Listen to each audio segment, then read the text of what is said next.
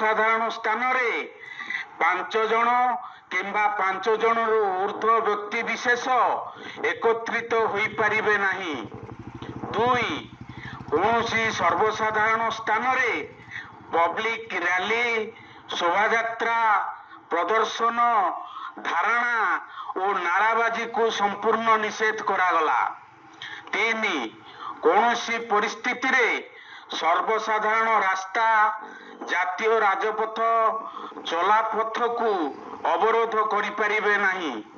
4.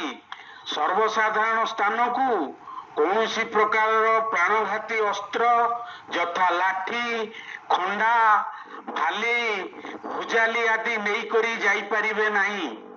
5. କୌଣସି ସର୍ବସାଧାରଣ ରାସ୍ତା, କାର୍ଯ୍ୟାଳୟ, ଜନବସତି ଆଦି ସ୍ଥାନକୁ କୌଣସି ବ୍ୟକ୍ତି ବା ଗୋଷ୍ଠୀ ଦ୍ୱାରା କୌଣସି ପ୍ରକାରର ବିସ୍ଫୋରକ ଦ୍ରବ୍ୟ ନେଇପାରିବେ ନାହିଁ, ଟାୟାର ଜାଳିପାରିବେ ନାହିଁ ଓ କୁଶପୁତ୍ତଳିକା ଦାହ କରିପାରିବେ ନାହିଁ। କୌଣସି ସର୍ବସାଧାରଣ ସ୍ଥାନରେ ଯାତାୟାତ କରୁଥିବା କିମ୍ବା ରଖାଯାଇଥିବା ଯାନବାହନ ଉପରକୁ ବମ୍ କିମ୍ବା ବିସ୍ଫୋରକ ଫୋଟକା ପକାଇବା ଓ ଫୁଟାଇବାକୁ ସମ୍ପୂର୍ଣ୍ଣ ନିଷେଧ କରାଗଲା। 7. ପ୍ରଶାସନଙ୍କ ବିନା ଅନୁମତିରେ କୌଣସି ପ୍ରକାରର ଡାକବାଜି ଯନ୍ତ୍ର ବା ଲାଉଡ୍ ସ୍ପିକର ବ୍ୟବହାର କରିପାରିବେ ନାହିଁ। 8.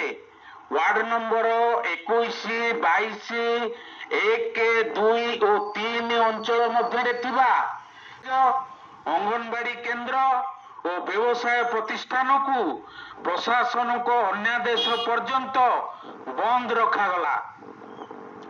ଏହି ଆଦେଶନାମାର କୌଣସି ବ୍ୟକ୍ତିବିଶେଷ, ଗୋଷ୍ଠୀ ବା ଅନୁଷ୍ଠାନ ଖିଲାପ କରିବାର ଦୃଷ୍ଟିକୁ ଆସିଲେ ସେମାନଙ୍କ ବିରୋଧରେ ଦୃଢ ଆଇନଗତ କାର୍ଯ୍ୟାନୁଷ୍ଠାନ ଗ୍ରହଣ କରାଯିବ।